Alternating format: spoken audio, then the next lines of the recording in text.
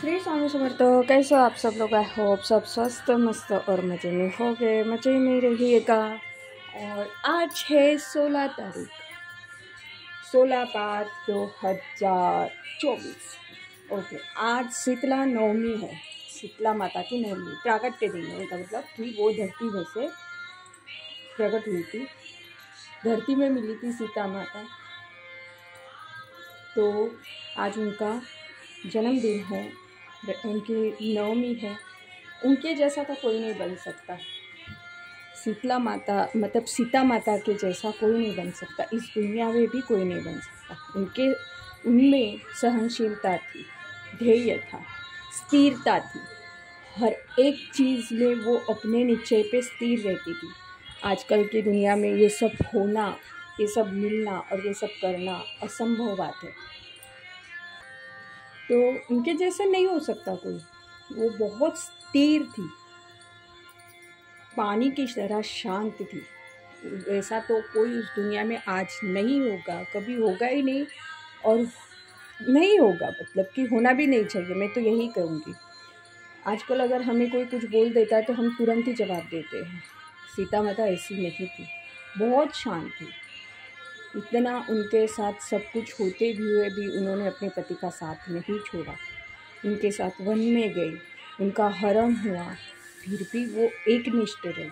तो उनके जैसा कोई नहीं होगा। और इस दुनिया, वो सतयुग था, इसलिए वहाँ पे सारी चीज़ों पे विश्वास रखते थे। फिर भी सीता माता के साथ क्या हुआ कि एक धोबी के कहने से सीता माता पे लांछन लगाया गया और उनको अग्नि परीक्षा दी गई।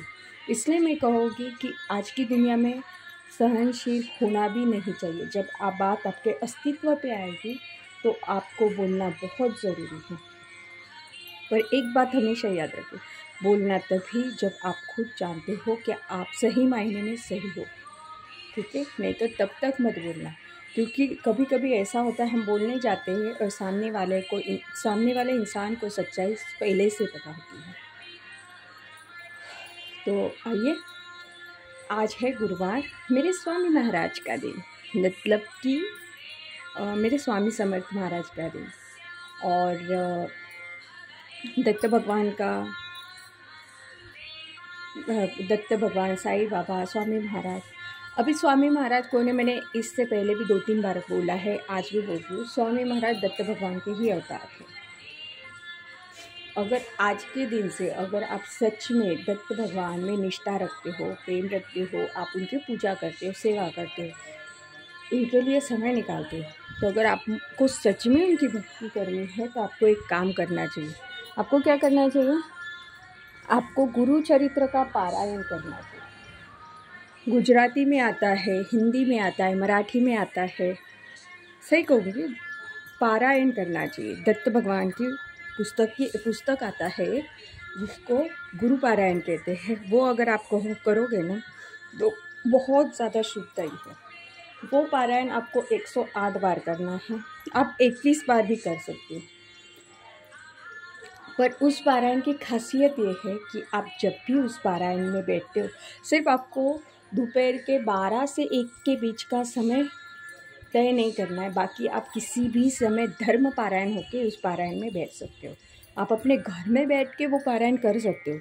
ऐसा नहीं कि पारायण करने के लिए मंदिर में ही जाना चाहिए, नहीं, आप घर में बैठ के भी पारायण कर सकते हो।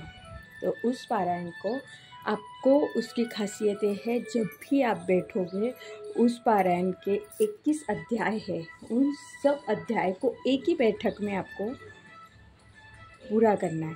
बहुत ज़्यादा वक्त नहीं लगता है, 1 से 1.5 घंटा या 2 घंटा ज़्यादा से ज़्यादा लगता है।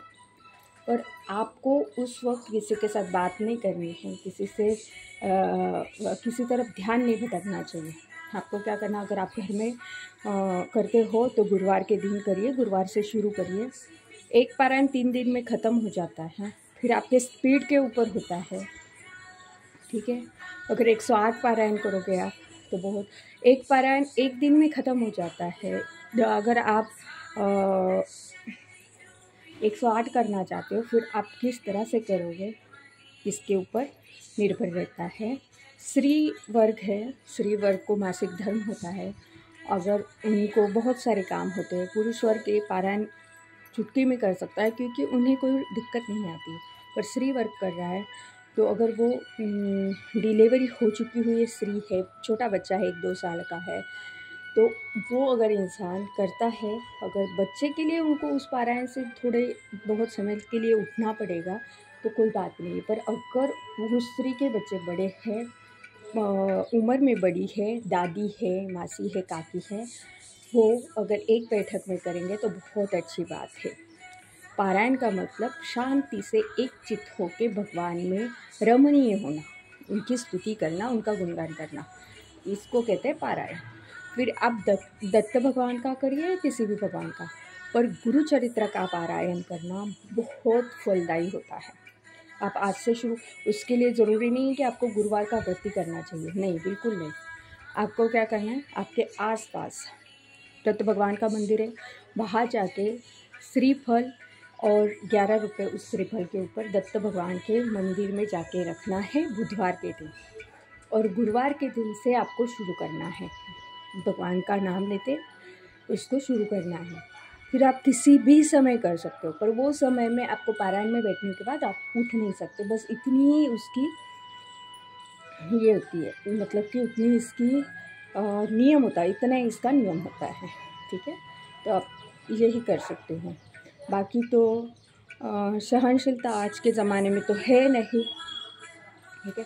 तो आइए देखते हैं गुरुवार के दिन मैं कैसे पूजा करती हूँ। मैं हमेशा कहती हूँ कि मेरे स्वामी महाराज, मेरे स्वामी महाराज, तो मेरे स्वामी महाराज की पूजा में कैसे करती हूँ। और हाँ, एक ख़ास बात ये है कि मेरे घर की निगेटिविटी जाने के लिए मैं एग्जैक्टली मेरे मेन डोर के पास क्या करती हूँ, कैसी पूजा करती हूँ, वो आप देख सकते हो वहाँ पर। तो ये है मेरी पूजा संपन्न हो चुकी है, यहाँ पे आप देख सकते हो। ये बहुत ही क्यूट सा फूल आया हुआ है मेरे स्वामी जी के, यहाँ पे देख सकते हो आप, यहाँ पे धूप चल रहा है और उसका ही तेज आ रहा है। तो आइए मैं दिखाती हूँ मैं अपनी मेन दरवाजे पे कैसे पूजा करते हैं।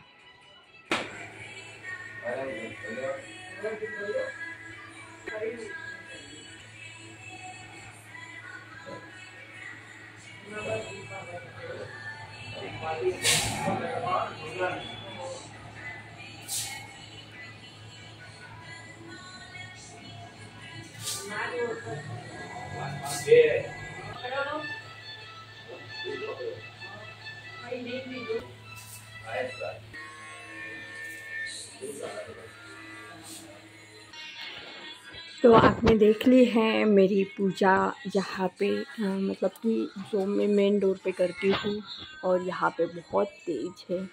पूजा होने के बाद कुछ इस तरह से तेज आ जाता है तो समझ लीजिए आपकी पूजा सफल हो चुकी है। और इसी के साथ मैं यहीं पे अपना वीडियो समाप्त करती हूँ। अगर आपको मेरा वीडियो पसंद आता है लाइक करिए, शेयर करिए, सब्सक्राइब करिए और बेल आइकॉन बटन दबाना ना भूलिए। तब तक के लिए श्री स्वामी समर्थ, स्वस्थ रहिए, मस्त रहिए और अपनी कुलदेवी की सेवा में रमणीय रहिए।